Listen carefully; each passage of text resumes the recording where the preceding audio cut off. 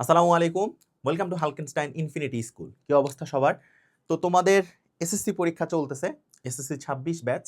তো এই মুহূর্তে তোমাদের ত্রাহি অবস্থা যে ভাই যেভাবে হোক ভালো মতো পরীক্ষা দিয়ে শেষ করতে পারলেই বাঁচি। তো কিছুদিন পর তোমাদের হচ্ছে কি পরীক্ষা? গণিত পরীক্ষা।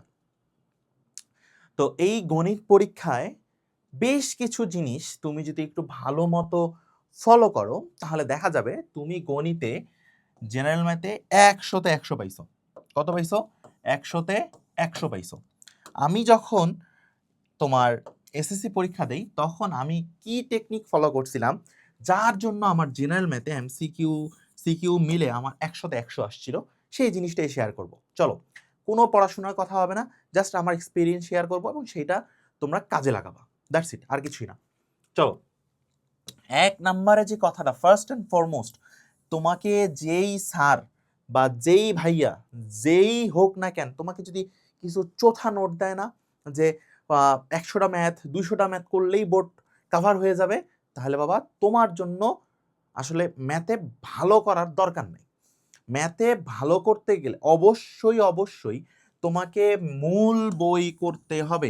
এই মূল বইয়ের বাহিরে কোনো ছোট নোট বা হাবিজাবি তোমাকে যদি সাজেশন আকারে দেয়, ঠিক আছে, শুধু যদি সাজেশন করতে চাও তাহলে দেখা যাবে যে হচ্ছে তুমি একদম মারা খেয়ে বসে আছো। তো এইসব কাজ কিন্তু করা যাবে না।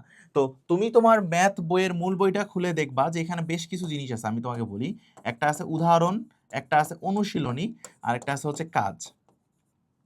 এই তিনটা, উদাহরণ, অনুশীলনী, কাজ, বিশেষ করে উদাহরণ এবং কাজ, বিশেষ করে আবার বলতেছি পণ্ডিতগুলা শোনো, উদাহরণ আর কাজ এই দুইটা জিনিস মিস দেওয়া যাবে না। উদাহরণ আর কাজ, কাজের ম্যাথ অনেক সময় বেশি দিয়ে দেয়, ঠিক আছে। আর অনুশীলনী থেকে তো তুমি দেখতেই পারো যে হচ্ছে তোমার কঠিন কোনগুলো আছে বা সহজ কোনগুলো আছে, এই জিনিসগুলো অবশ্যই অবশ্যই মনে রাখতে হবে। এখন তুমি যদি চিন্তা করো যে ভাইয়া এটা আমার ম্যাথ বই, আমি হচ্ছে পরীক্ষার আগ অব্দি সব ম্যাথ এক থেকে বইয়ের 16 নাম্বার চ্যাপ্টার পর্যন্ত প্রতিটা ম্যাথ করব, তাহলে তো হবে না। ঠিক আছে, তোমাকে প্রতিটা টাইপ কভার করতে হবে, তোমাকে ইম্পর্টেন্ট প্রতিটা জিনিস মনে রাখতে হবে। এখন শুধু যে তুমি সিকিউ এর জন্য প্রিপারেশন নিবা বিষয়টা তো এরকম না, তোমাকে তো এমসিকিউ করতে হবে। এমসিকিউতে তোমার তো সময় কম, সময় কম না নাকি এমসিকিউতে সময় বেশি? এমসিকিউতে সময় কম, তোমাকে এমসিকিউ দিতে হবে, সিকিউ দিতে হবে। সো এই যে তোমাকে আমি বলছি যে মূল বইটা করতে হবে, এই মূল বই যখন তুমি করবা তখন তোমার এমসিকিউ কভার হচ্ছে, সিকিউ তো কভার হচ্ছে, এটা জানা কথা। কিন্তু মূল বই থেকে এমন বেশ কিছু এমসিকিউ তুলে দেয় থিওরির ভিতর থেকে, যে কোনটি কোনটি বিন্যস্ত উপাত্ত, কোনটি অবিন্যস্ত উপাত্ত, জনসংখ্যা কি উপাত্ত, এটা যদি বই না পড়ো বুঝতে পারবা? বুঝতে তো পারবা না।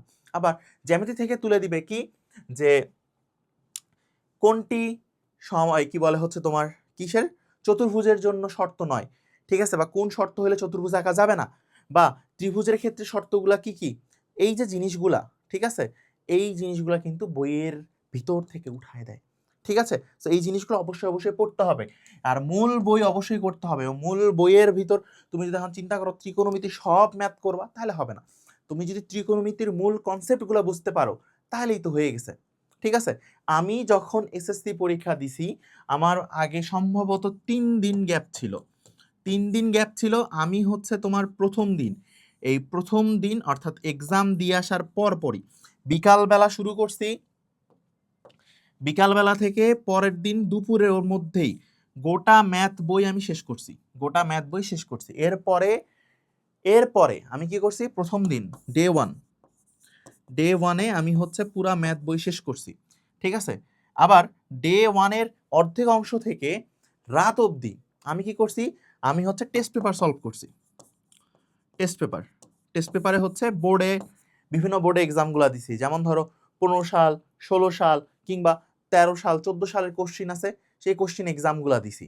ঠিক আছে, আচ্ছা, তাহলে আমি কি করছিলাম, আমি শুরু করছিলাম হচ্ছে তোমার এক্সামে আসার পর বিকাল থেকে, বিকাল 4টা থেকে পরের দিন মনে করো যে সকাল 10টার মধ্যে, এই সময়ের মধ্যে আমি বই কভার করে ফেলছি। কেন? এখন তুমি বলতে পারো ভাই আপনি কিভাবে কভার করলেন, আপনি এত পড়াশোনা করছেন। আমি তোমাকে বলি, 4টা থেকে রাত 12টা, বেশি না, 8 ঘন্টা সময়। এই 8 ঘন্টার ভিতর খাওয়া আর নামাজ বাদে ধরো যে তুমি 6 ঘন্টা পড়াশোনা করবা। 6 ঘন্টা, কয় ঘন্টা? 6 ঘন্টা। আমি 12টার পর আমি পড়াশোনা করি ইউজুয়ালি রাতে। তো আমি আবারও বলতেছি, আমি হচ্ছে 2টা পর্যন্ত পড়ছি। কয়টা? 2টা। ঠিক আছে, 2টা পর্যন্ত পড়ছি, তাহলে আমার টোটাল হয়েছে 8 ঘন্টা। এরপরে এরপরে হচ্ছে আমি একদম উঠছি হচ্ছে 6টায়।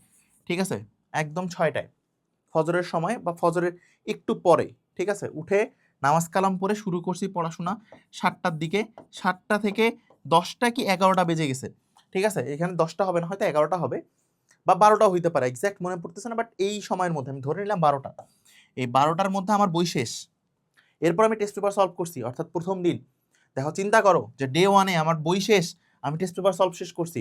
এরপরে ডে 2-তে জ্যামিতি, যেই জিনিসগুলো মনে থাকতো না, যেই জিনিসগুলো প্রবলেমেটিক মনে হতো, এরপর যেই বইয়ের ম্যাথগুলো কঠিন ছিল সব কিছু সাথে হচ্ছে তোমার আবার টেস্ট পেপার করছি এবং পুরো বইটা আবার রিভাইজ মারছি যে কোথায় কোন জিনিসটা দিলে আমি পারবো না, কোন জিনিসটা দিলে পারবো, কোন জিনিসটা আমার তাড়াতাড়ি হবে, কোন জিনিসটা দিলে ডিলে হবে।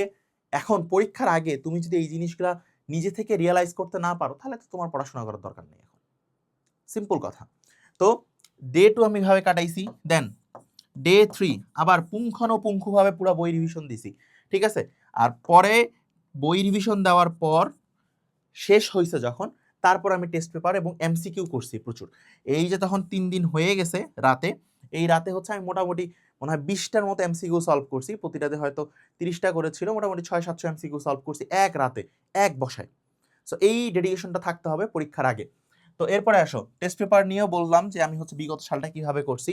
তো এইভাবে যদি করো তাহলে দেখা যাবে ম্যাথের পাশাপাশি টেস্ট পেপারও সলভ হচ্ছে, কারণ টেস্ট পেপারে অনেক সময় দেখা যায় যে বিগত সালগুলাতে বা হচ্ছে তোমার এই স্কুলের টেস্ট পেপারে, স্কুলের টেস্ট এক্সামে বেশ কিছু কঠিন কঠিন জিনিস দিয়ে দেয় বা নতুন জিনিস দিয়ে দেয়, যেটা চোখে পড়ে। যদি তোমার মনে হয় যে তুমি পারবা না, তাহলে একটু করে দেখো। আর যদি মনে হয় একদমই সিলেবাসের বাইরে, দেখারই দরকার নেই, বাদ, ওটা বাদ দিয়ে দিবা। এরপরে আসো, চিত্র ভুল করা যাবে না। চিত্র ভুল বলতে কি, আমরা সম্পাদ্য যখন করতে যাই বা উপপাদ্য যখন করতে যাই, তখন বিশেষ করে উপপাদ্য তো আমরা ঠিকমতো চিত্র আঁকি না, আবার সম্পাদ্য যখন আমি করতে যাই তখন হচ্ছে অনেক সময় আমাদের, আমি অঙ্কনটা দেখাই, ধরো যে এই দেখতে পাইতেছো যে বিন্দুটা দিয়ে যাওয়ার কথা, আর আমরা যখন আঁকি মাঝে মধ্যে এরকম হয় যে বিন্দু দিয়ে না গিয়ে এরকম একটু সাইড দিয়ে গেছে, দেন রশ্মিটাকে একটু মোটা করে দিছি, ঠিক আছে, দিয়ে মনে হইতেছে যে বিন্দু দিয়ে গেছে। এইসব কাজ করবা না। একদম পেন্সিলের মাথাটা দেখো, যদি এইটা তোমার পেন্সিল হয়, মাথাটা একদম তীক্ষ্ণ করে নিবা।